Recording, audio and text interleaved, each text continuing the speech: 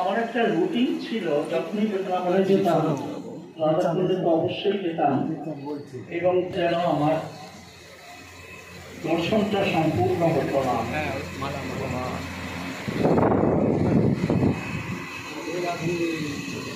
তখন তো তিনি মহন্ত নিত্যান্ত বংশের,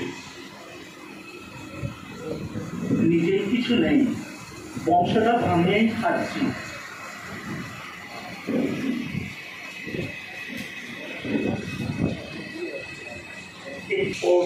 চরণ দুটি অসুস্থ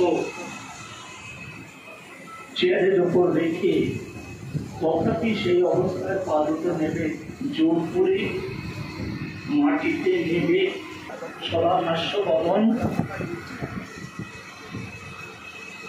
সৌমূর্তি। আর মধুর ভাষণের কথা কি বলবো, সে তো আপনাদের সকলেই পরিচিত। সত্যি সত্যিই ভূমিকা ছিলেন। তার ভাগবত পাঠের দ্বারা কতের প্রচলিত করেছেন তার কোনো যোদ্ধা নাই। বিশ্বশাস্ত্রে দেওয়া আছে, দ্বিতীয় স্কন্ধে ভগবান কবির তার মাঠে বলছেন, মৎস্য রঞ্জীন ভাবেন ভক্তি কুর্বন্তি জীবিকা মৎকৃতে ত্যাক্ত কর্মাং ত্যাক্ত স্বজনবান্ধবা। এই ভক্তি সাধনটা আবার কেমন জানেন? আমরা একটা সুতোভাবে দণ্ডবোধ পর্যন্ত করতে পারি না। একটা দণ্ডবোধ করবো আর হাজারো জিনিস চাইব, এই কষ্ট সেই কষ্ট, এই দূর করে দাও সেই দূর করে দাও।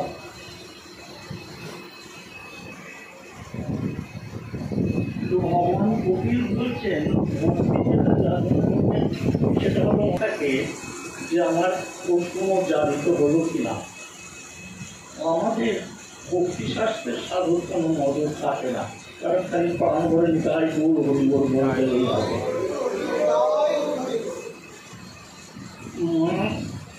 ছড়া পাত্র নয়, বলছেন কি করে জানিত হবে,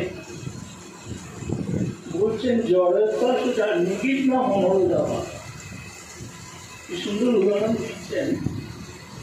আমরা দুপুরবেলা প্রসাদ পেয়ে কেউ আমরা আমাদের পেটের কাছে হাত জোর করে বলি না, এই উদাহরণে আমি এই প্রসাদ পেয়েছি, ওদের কাছে জানিত করে দাও, কেউ বলি না, অথচ সেটা জানিত হয়। এই যেমন ক্রিয়াটা আপনারই হয়ে যায়, ঠিক তেমনি অনেকটা ভক্তি যাজন করলে ভগবানের কাছে চাইতে হয় না। তিনি নিজের চাওয়াটাকে আর নষ্ট করবেন না।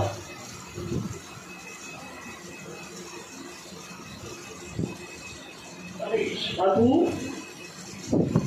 ভগবান বলছেন এই অনেকটা ভক্তি পূর্বক তিনি যে যেতাম এসেছে, এবং আপনাদের কৃপাতে এই উৎসব সম্ভব হয়েছে। এই উৎসবের সমস্ত উৎসবকে আমি সুন্দর করতে যারা সহযোগিতা করেছেন, আমাদের সকল গুরু ভাই বোনেরা, তারাও ভাবে সেবানুকূল্য দিয়েছেন,